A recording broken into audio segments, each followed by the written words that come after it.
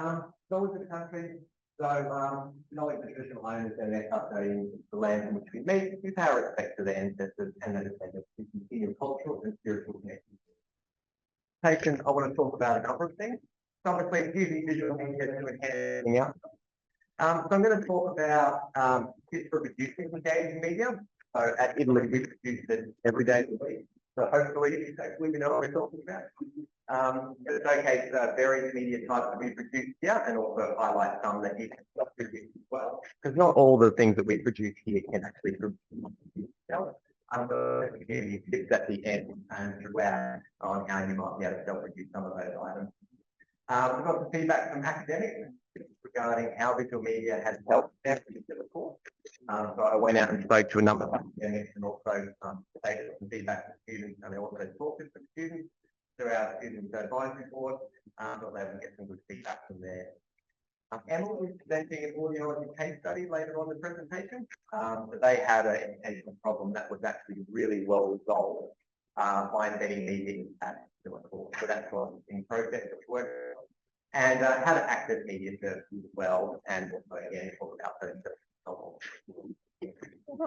And we're not talking about visual media in this context. I'm talking about video, animation, and also a bit of footage. All right. So first of all, really quick stuff, obviously, all little things, but apparently not very much today. So I'm sure that we've all heard this saying here, that meeting could have been an email.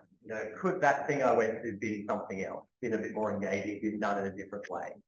And so you can also relate that to video as well. So, a show of hands of who's been to a live lecture, and hopefully this isn't one of them. It might be, there's feedback again, you can tell me it's not good. And been to a live lecture and thought, wow, that really could have been an online video. That could have been something presented online. I really didn't need to be there in person. Not that many. Maybe I'm talking about the right stuff. So taking that, have you ever watched an online video and thought, probably could be presented in a different way?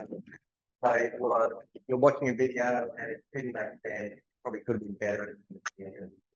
Maybe it could have been done by graphics, or maybe an institute would have done it quite better. And last of all, and I think we've all if you watch the video online, that video would have thought, wow, that would be an heck of a lot shorter. Same sort of story. You didn't have 2 hours. You can, summarise it. So I'm sure we've all had those questions, and students have it, and these are the kind of problems we are talking about. So we sort of there's 3 key things that we think about when we're developing and one of them is the first step, really identifying what pieces of content within your course, whether it's a lecture or whether it's practical demonstration, could be put into an online environment. So many designers are really, really good at this. If you're around here, put your hands up, learning design. I don't want to do that. So they're incredibly good at identifying what aspects of your course could go online and be done in different. So simply identifying all your lectures online, saving that time and more content. Yeah. That particular content, could you offload some of the in-person practical demonstrations to online? So you're not having that sort of time in a lab trying to get lots of people to a lab when that can be closed. So putting that sort of stuff on. But there's some people that maybe want a simple change to improve the look of their particular course. That could be simple as having a look at the YouTube brand, slide decks and things like that, PowerPoint presentations, and updating those. We have a lot of slides come through when we're producing things, and it's really not up to scratch in terms of branding, the type of font use, the colour we use. That is quite a big change you can actually make to improve your lectures. Simply just go along with the YouTube branded PowerPoint slides, make it really great and really well. Another thing to think about is various formats. So while you might think, I'm going to take all my lectures, I'm going to put all my lectures online. You could think about, well, do I need to do that? Can I say have a lecture that maybe some part of that lecture is actually an animation, or some part of that lecture is converted into, say, an interview. So when I was speaking with students about animation to get it better, it's interesting, because I actually talk to students that have no people in their courses. talk to someone who has some, and talk to another one who had pollen online. So it's like interesting to connect all three. And they might have these involved. And what the basically is, they thought, well, I'd really like to have some real world context. Would it be interesting for somebody actually in the industry who actually live in real life? And so it's interesting because it's actually a law, and we've actually done a law course where we did that and had lectures and we did interviews and it worked really, really quite well. So it's interesting that in one student mentioned it's actually doing something working quite well. So that's the other thing there. And also, students like a pattern with the presentation media as well. They like it to be easy to find, easy to watch. And so we kind of found if you have decided to put all your lectures online, try to structure it in a way that, yeah, you have 12 or 13 lectures, have your lecture, then you have some other thing underneath, you have an image, or you have a quiz. Next week, similar, or have the lecture, you have the text, you have it, and try to keep it consistent.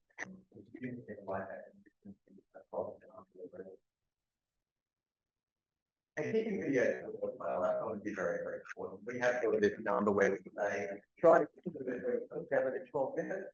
And a few reasons, obviously, to retain students' attention, but it's also students with quite time calls. And they have little pockets of time. They have little pockets of time on the train, on the bus, walking to class. And so having videos that are around about that length really satisfies those small kids. And if they see a video, an hour and a half long, they're probably going to engage. And if they see something that's maybe, 5, 10, 12 minutes, they can that. And then if you're interested, obviously watch another one. And so that's quite important thing that we also do on every single lecture. So if you have videos that are split up, maybe instead of splitting them up, so it's okay to have longer material, split up into part 1, part 2. Because if it's short, I like it, and it's also good to have some sort of thing as well. You might have a piece of video, and underneath that you might have some sort of quiz. So make some sort of reason for what good for them to watch that particular video. So I'm going to talk through. I'm going to talk through the different types of media that we produce here, and also a lot of the stuff you actually can do. The first is lecture video. Obviously, taking your lecture content and putting it online. This is a really great way to watch the content before they come to class, and then you can discuss it. You can dedicate that lecture time to do other things. And as you're getting the feedback later on, that's one of the biggest things we found, academics being able to free up that time to be able to have the discussion with students in class instead of dedicating that time to do the lecture content. So that's they work really, really well. And obviously, we have a studio upstairs where we have a screen and panel, and you can have information inside. But of course, this is replicated by doing a screen recording, our screen recording, maybe with a webcam and your face popping on it so often. So it can be that's quite easily done. And what is screen recording? These are really good editing PowerPoint slides, PDF, and images and other items. So you have sort of more complex content that would benefit from actually being annotated, graphs, images, you might want actually more of the top of, and quite complex media that is better, right, using some kind of annotation. This is really good option. And so it can be substituted quite easily as well. PowerPoint has built into it, and it can be done with basic software that you probably all have already.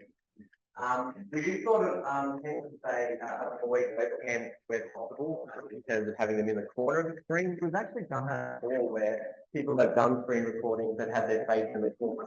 And if they're doing the pen stuff, then you tend to just look in the top of their head the whole time, the engagement is really there. But if you're going to be doing something like this, it's probably better to maybe an introduction to start with the webcam, then maybe jump into the content and maybe have an out. Oh, a bit of like I realise that video doesn't have pen work until quite a ways in. Yeah. Oh, sorry. So yeah, that's just quite good for doing those kind of annotations of so in this particular case, this is the fire course. Podcasts. So podcasts are really if you've got people that maybe want to interview back, they don't want to be on screen, or they have to Zoom interview and they don't, you don't want to get on camera. Really, just using the audio, the content. They're also good for student tips. We've often used these where students come in and they might sort of have a bit of an student tips. And students love student tips. They're very related and they work quite well. We've used that to be quite good. And it can actually be a bit longer. So we've got to say, you know, that 7 to 12 minute mark. Because if it's audio and it's in your ear, it can tend to be a little bit of a long form. Trying to break it a little bit because no visual, you can put it in your ear on the train, you're walking to the train, to the classroom, waiting outside, and you've got those longer periods of time, so it can tend to be a little bit. We've got to have these questions of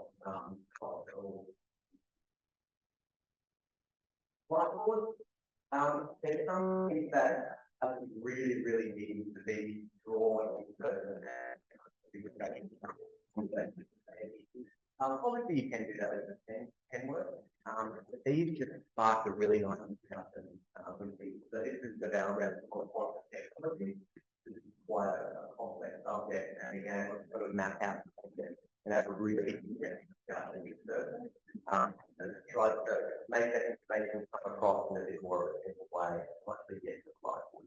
It's hard to project and then try to put the light right there. These are questions not produced. We actually made our whiteboard. Our whiteboard is a piece of pulpit. We had 13 these around there to get like short line that works well. So I'm not sure if you can try to do it on a whiteboard. Yeah, it really is really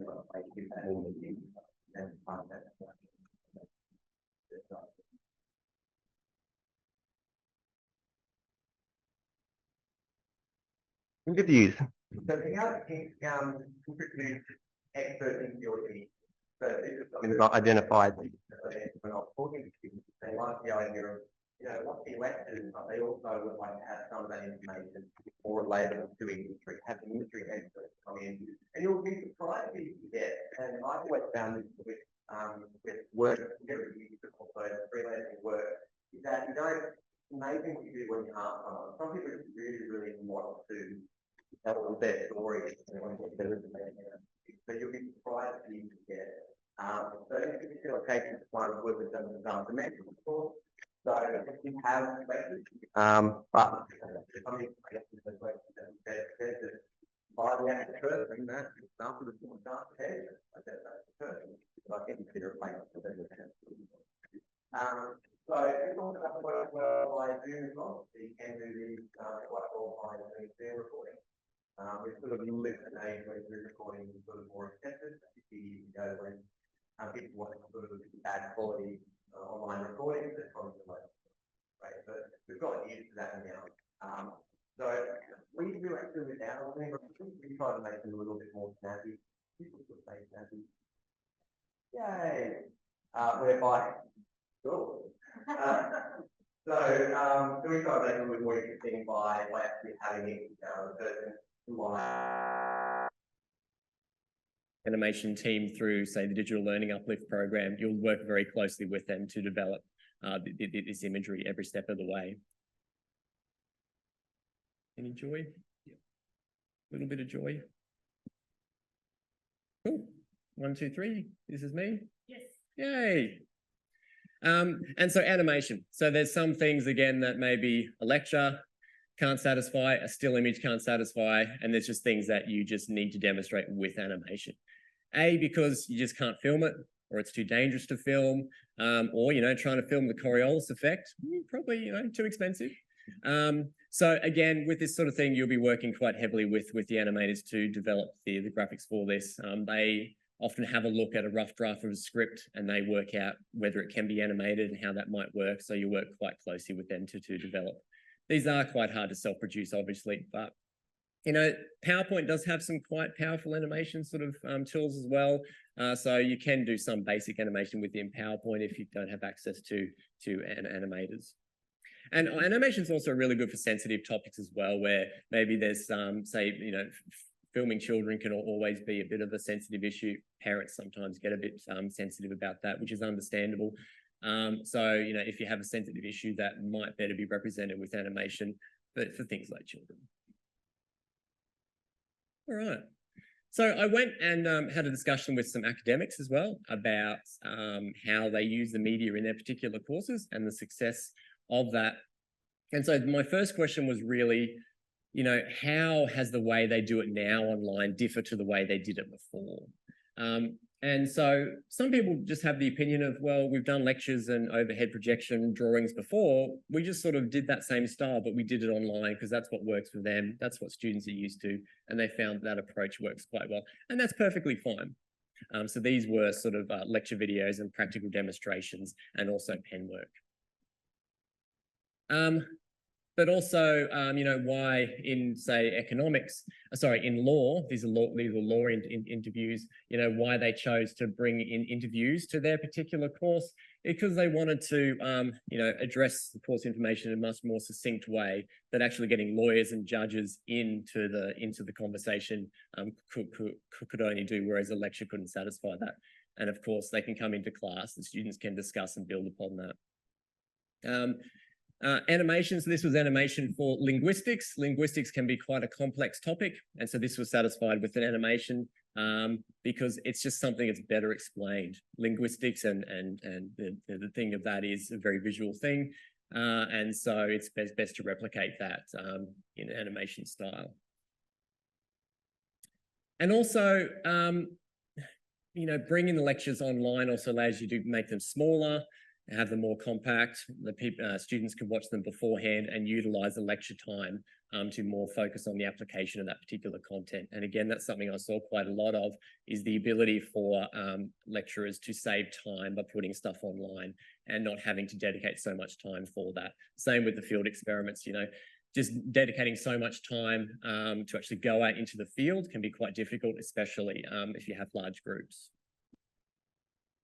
And how has it helped? So I'd asked them, you know, how has it helped in their particular teaching? And, you know, some of the opinion were what you'd expect, just open it up to people who are just not able to come to campus. So, you know, particularly a lot of this was lecture videos, prac stuff. Yes, this was one of the fire courses. So we actually went and filmed some fire, which was kind of cool. Sounds silly, but filming fire is actually really cool. And so being able to open that up to people who are just not able to come to campus was really exciting. This particular example, it helped with avoiding supplementary assessments. So there were some people that couldn't come to prac demonstrations and they had to be given supplementary assessments, and it saved time by not having to do that, by having the practical demonstrations online as well. I'm conscious of time, so I might just, a lot of these are readable. This was another one, this linguistics animation, and she was basically saying that it really helped her as well to process the information and be able to deliver it, rather than as much as it helped the students. Saving time in lectures, another key one, as you'll sort of see, that's the one big message sort of coming through. And finally, just had I sort of talked with students and got a bit of their perspective, but also talked to academics about some feedback they were getting from students as well. And overall, it's all quite positive. So this was a scripted scenario. So these were mock psychology consults. So they were quite a fun project to work on. And so he just did these aren't sort of CCATs or anything, he just went out and did a bit of a survey. So they did find them engaged and they helped them learn. Took a bit of a hit on the realism, but that's fine because they're not actors, so that happens. But yeah, so we got some great feedback from that. The students generally like the media. Okay, that's all right, you know, generally better than hated it. It helps them to get through practicals more quickly without the need to wait for a male demonstrator. So again, putting those practicals online where you're not having to wait for demonstrators to be available. Overall scores improved, so that's good. Really like to hear from industry professionals. They were those interviews for the law, made context clearer, able to rewatch at any time, and they really like the blended delivery and the flexibility it offers. So you sort of see some common themes going through there, the flexibility, being able to rewatch and take the burden off in-person lectures. So now we have Emma, who's going to come up and talk about her a case study she worked on with Joseph. What's the best option? Keep going. Yeah. Keep going. All right.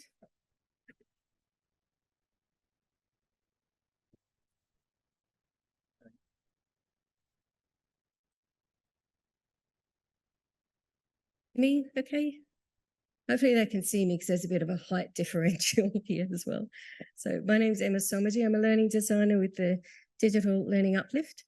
And part of my role as a learning designer is to have conversations with the academics to look at course and curriculum design from scratch or curriculum redesign. And part of that conversation is really talking about what learning resources and what assets we can build into the course that are going to help students to achieve learning outcomes, to improve student engagement, and to embed some kind of active learning in the courses, which is really important. So one of the lecturers that I worked with recently is Joseph Kai from Audiology. So we'll just look at what he has to say. He came to us with an actual problem. He wanted to know how we demonstrate the correct ways to approach an audiology exam. How do we recognise the differences between an incorrect way to run an audiology exam and a correct way? So the importance of this is that doing an audiology exam incorrectly can have an impact on patient results, obviously, and on patient treatments. So it's really critical to get it right. And the thing is that students weren't really knowing how to recognise what they were doing wrong. So that was the problem he came to us with. So the solution was that we filmed 2 videos that were broken down into the 7 steps, the 7 parts of an audiology exam. So it's 14 videos in total. So the correct approach and the incorrect approach, or what Joseph calls the funny videos, because the incorrect approach, when he wrote that script, it was actually made of errors that students had actually made. So he wasn't making it up. Some of the clangers in there were quite amusing. So the funny videos or incorrect videos. He actually implemented these in a few different ways. I'm not sure where to look. I'll look over here. He implemented these in a few different ways. So currently they're being trialled in a course as a prior knowledge resource with some hurdle questions in Blackboard. He's putting them in as self-paced review in another course, and in yet another course they're going to be the new knowledge, so where they're comparing and contrasting, embedding some activities in class and or online. This is a really critical point, and a key takeaway for today is that when you're considering creating new learning assets, learning resources, whether it's videos or animations or diagrams, how much longevity do these have? So these videos will actually last for at least 3 to 5 years unless there's some new technologies that come up that they want to put into the videos. So how much longevity do they have, and how much reuse can they have across courses? It's quite a time-consuming thing to create scenario-based videos like this. So you want to get kind of bang for your buck, right? So the process is scripting and storyboarding. So this was an iterative process, and probably the longest part of the process is designing the storyboard so that it went back and forth between Joseph and I and also his team. It's not just about writing down what the people are going to say. He had to really craft that. So for the incorrect videos, he had to really think about what the incorrect language was that was being used and what was being done with the equipment that was incorrect. So there's quite a bit of thought that had to go into that. But then also the storyboarding process has to take into account what other resources are going to appear in the video. So we layered in some graphs of the results that would have come up from the tests. So the storyboard also has to say, embed picture blah from here. And so we know, so that the media team knows how to structure the video. So it's not just a video of someone talking, it's actually layered with multiple resources in there. So that was the first part of the process. The second part is rehearsing. So Joseph was great. He got his team together. When the storyboards were finalised, they got together and they practiced, and that actually made the filming a lot better on the day. It went a lot more smoothly. So I recommend that if you're going to do a scenario-based video, book in some rehearsal time because it really helps. And the final part of it was once everything had been filmed, you then have to review what's been filmed and what you want to cut out, what's useful, what you want to edit. So we've got a program called Frame. So Joseph jumped into Frame, made a few edits, and then we moved it to YouTube and uploaded it to Blackboard for him. So I'll just play you a couple of clips of what the incorrect and correct approach looked like. Can I just grab the mouse?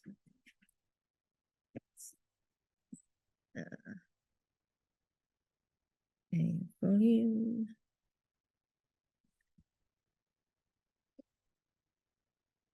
Okay, this is how it should have been, the correct version. Okay, so Maria, we're ready to start the hearing test now. Yeah. So what I'm going to do is I'll be popping these headphones on you. Yeah. And I'll get you to hold onto this button as well. Sure. So I'm going to be playing you a series of tones. Mm-hmm. Every time you hear a tone, I'll get you to click on that button for me, even if it's very soft. Yeah. Do you have any questions? Yeah, so even when it's really faint and you're not sure? Yes, yeah. So make sure you press the button because we want to find out the very softest sound that you can hear. So even if it's very, very faint, still press the button for me. Also, I will get you to actually turn your chair so that you're facing this way, if that's okay. Sure. And I'll also get you to take off your hearing aid when you're ready. Yep. I'll be Okay, so even as non-audiologists, I'm assuming there's no audiologists in the room, you can see there's some clear differences between the way that audiology exam was run. So for us, we can probably see the big things, but there's also subtle things within the language that's being used. So the students will have to listen for what's actually being said, even just like the chair placement and things like that. So, all right. What we did with the questions for this, with the videos for this semester, is each video had a set of questions. Each question was weighted, and the students had to pass each video, the questions for each video, and that went into a weighted column in Blackboard, and they had to pass the whole thing overall. We used the grading, what do I call it? The colour warning system in Blackboard, so you can set a rule to show when students haven't passed things. So Joseph was able to follow up with the students who weren't doing so well on the quizzes. But that was just a nice little way for him to track how the videos were being used and how the students were doing with the actual content. Okay, so we're going to hear what Joseph had to say about the process. So it's a bit like the Oscars. He's not able to be with us today, but we caught up with him earlier and this is what he had to say. Now, do I need to share this with sound or will this one work? This one should work. Okay, great. All right. Thank you, Joseph, for working with us on your clinical audiology course. We had a lot of fun. It was great fun to shoot and to edit. So I'm really interested in wanting to understand from you the experience of working with the media team and the learning designer. So my first question is about the DLU process, and just wanted to get your sort of take on your experience of being part of the team, working with the learning designer and working with the media team. Well, at the beginning, I didn't know that creating the video for e-learning is such a smooth process. Now, and I know I have to spend a lot of time writing the storyboard, and I need some guidance from the learning designer like Emma. Emma's so helpful. I was so glad that Emma showed me how to write the storyline with the media producers in mind. And that is, say, when do I need a long shot or a mid shot or a close up, etc. When it comes to filming, two media producers came to help with filming. It's Tim and Jonathan. Oh, they are so helpful. And I became the director of the producer for the first time in my life. As a director, I have to know all the details about the stories, and I understand that There are two actors, they are my colleagues in the clinical education team, and they are a bit stressed, and I know how to deal with their stress as well. After filming for 2.5 days, I felt much relieved. And the media producers continue to work so tirelessly on creating the video and asked me to check the contents if, say, they are correct or not. And we did to have, say, some amendments here or there, but the process is still very smooth. And as this production is actually not just a learning tool, it's also an assessment tool. So I have to create some questions and answers for the students to actually learn about it. And say, Emma's help is very important to actually look at how these sort of questions and answers should pan out in the assessment process. And then we've decided to actually put it onto the blackboard for assessment. And well, after doing this, I just said to myself that my dream of creating a useful learning tool for students has come true.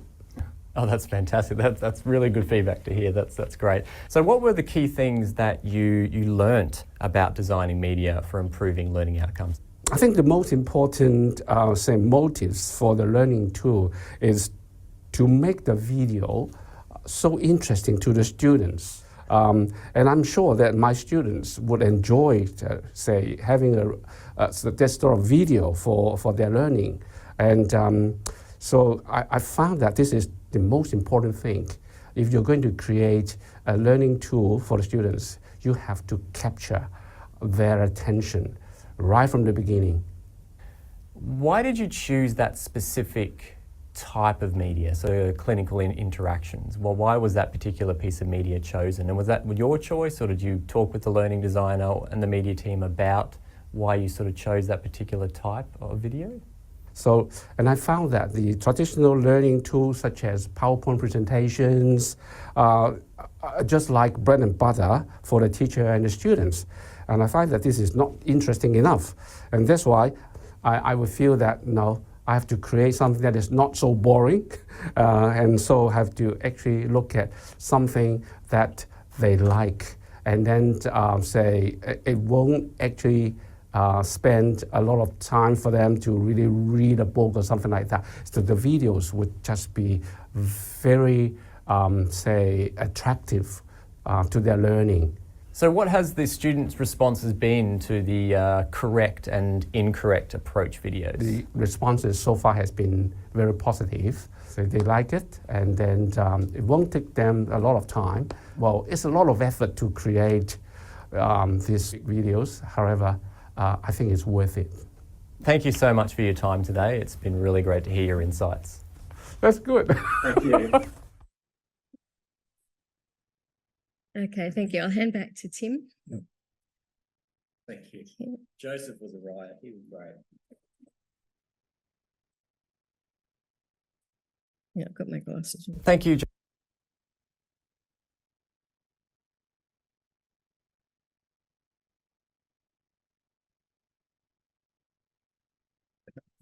Accessing media. So accessing media services. So the primary way you can do that is through the Digital Learning Uplift program. So they actually have an expression of interest process. So they do that a couple of times a year. You'll hear about that through your faculty ADA when those are open. The media team also does do work outside of the DLU program. We call it our third stream of things, you know, because we've got the first stream DLU, second stream UQX. So we do third stream stuff. We also have an EOI process as well, and we tend to take on those kind of projects when our capacity is good. So the best way to sort of find that out and for me to send through an EOI for media only projects is to go just send me an email and I'll be able to point you in the right direction there. There's also a lot of self-help options out there. So there are a lot of outside of this. So these are the type of self-help options that we actually offer, some professional development courses that we offer here. But there are actually others out there. So you can do a bit of a search on the UQ site. There's a heck of a lot out there that relate to media. But these are the ones that we produce for helping you to actually edit videos in Adobe Rush, which is an editing program that you all have access through your Adobe subscriptions. How to film lab and prac videos as well. So the specifics of how to sort of write a storyboard and film like a lab and prac specific videos. Making podcasts as well is another one we offer. And also how to create really engaging graphics and slide decks for teaching. And of course, writing for educational video is another course that's on offer. That's mainly online. A lot of these are, some of these are via Zoom and some of these are in person. But of course, outside of that, if we're unavailable or you can't get access through the DLU, you can actually talk to marketing and communications. They sometimes take on some outside work as well. And media production support, they are actually a dedicated team that actually takes on work. So you can have a chat to them, and they're paid services, but you can also contact them if you need media outside of these other options. So what are we doing for time? Yeah, we might actually jump into some questions. So we'll open the floor up to questions, and also you can scan the QR code if you have any feedback on today's presentation as well. But I'll open up to questions for Emma or I. Does anybody, or on Zoom as well? Have we got any Zoom? Okay. So is this recommendation for short videos Yep. a matter of attention span or pedagogy? Ooh. So I could probably speak to attention span because I believe a lot to do with attention span, and Emma might be able to sort of support the pedagogical side of things. But for me, it's just those small pockets of time that students have because they're quite time poor and they just don't have time to sit through multiple hour-long pieces of video. Do you have more advice on the pedagogical side of things?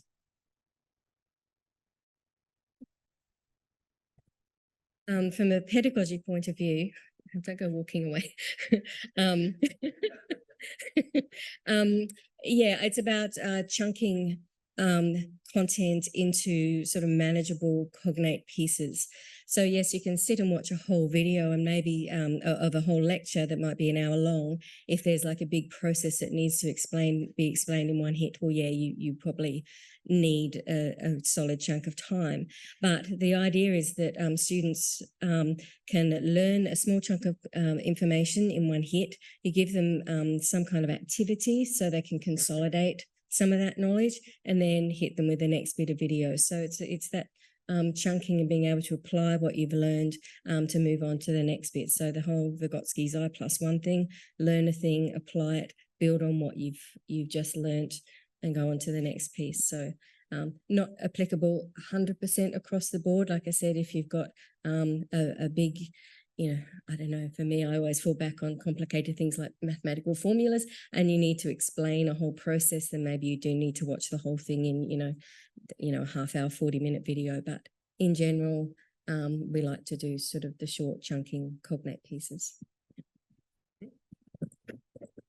Stay up. Is it? Zoom at the moment. Oh. First of all, thank you for your presentation, Tim and Emma. It's an absolute goldmine of ideas, really useful, and I'll be really keen to spruik out the recording or any guide you've got on that content to the community, just to share it out there. You might have already had that planned. I'm just conscious that we've got a lot of courses out there, more than 3,000, and different people have got different amounts of time to spend on this sort of thing. Can you just give us a hint? What sort of audiovisual treatment you might do on courses if someone's got only 30 minutes, and what if they've got a couple of hours, and what if they've got more time than that? What sort of treatment would you do to the average online learning site? So in terms of they've only got 30 minutes of Just say that, yeah, they've got 30 minutes to fix stuff up, just to improve stuff. What's some really basic, common bread and butter okay. things Yeah, that people, you know, across all Yeah. courses that we could yeah. do if either they or the faculty only had a short Or amount of fix time things per up. course? Yeah. And then, you know, what if they had a little bit more time? What sort of treatments would you recommend? I think one of the easiest things to do if people don't have a great deal of time and they want to improve how their delivery looks is the slide decks. A very simple change. As I mentioned before, UQ has some really beautiful slide decks that you can adhere to that I think, you know, improve the look of a presentation quite remarkably. So that could be one certain simple way. Do you have any ideas of sort of if people are quite time poor, the difference you engage with? Emma's more engaged with the learning designer, so she's more probably the better one. Yeah, this is a Pandora's box, right?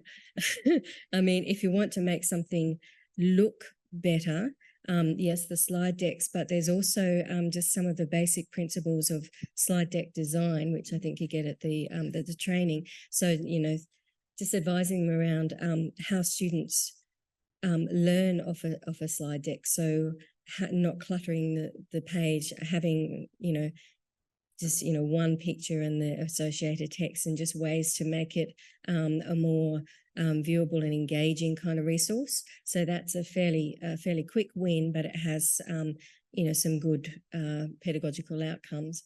Yeah, that's a real how long's the piece of string kind of question. Depends how long they've got and what their technical skills are and what their objectives are. You know, does that answer your question, or do you want more? I could go on for hours about this. Yeah, okay. Yeah. Here are some key things. The pen recordings and they're quite because we've got a studio upstairs that people can self-produce stuff in there. They actually quite quick to produce, so people can actually pump out quite a lot of content in a short amount of time. So if you have a slide deck, it's got a microphone in there, you can self-record, you can also self-edit. So that's actually quite a quick option. And that's something you can even do, not even in a studio, just on any kind of laptop that you have. Yeah.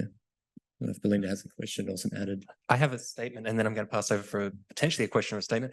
One of the benefits that I didn't realize around using the standard slide deck and materials for teaching materials is that it's really powerful for removing things from file sharing sites. So if your students upload something inappropriately to a file sharing site and has the UQ branding on it, they're immediately removed if we request. While if it's not using UQ branding, it's a much more difficult, sometimes legal process to try and get those things removed. So there's some really lovely unexpected benefits that we're finding lately around using those guides as well.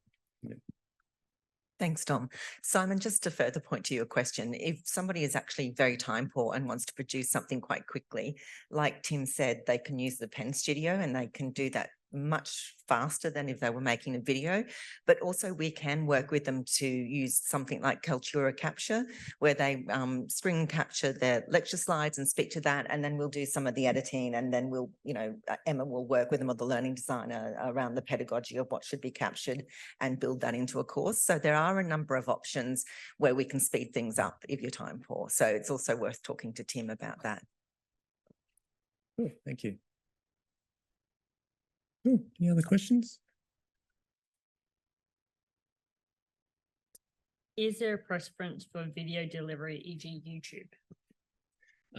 Yeah. So the main reason that we use YouTube is just because the online platform that we use, the UQ Extend, uses YouTube and it works best with that. So that's why we sort of go down that route. But in terms of if you're just doing a course on Blackboard, just embedding the videos, you know, normally through the Blackboard Media Gallery works quite well. So yeah, the reason that we've gone down the track of YouTube is simply because that's what the online platform works well with. We wouldn't choose to do that normally simply because you've got the issues of ownership of who owns the YouTube channel, transferring that ownership. It's also external to the university, which can cause problems. So yeah, we'd love to bring it a lot internally, but unfortunately the platform that we use at the moment doesn't do that. And then, please don't overlook shout out to anyone in science that they have a studio there for media as well. So yes. Questions? Awesome. Cool. Well, thank you very much, everyone. Thank you.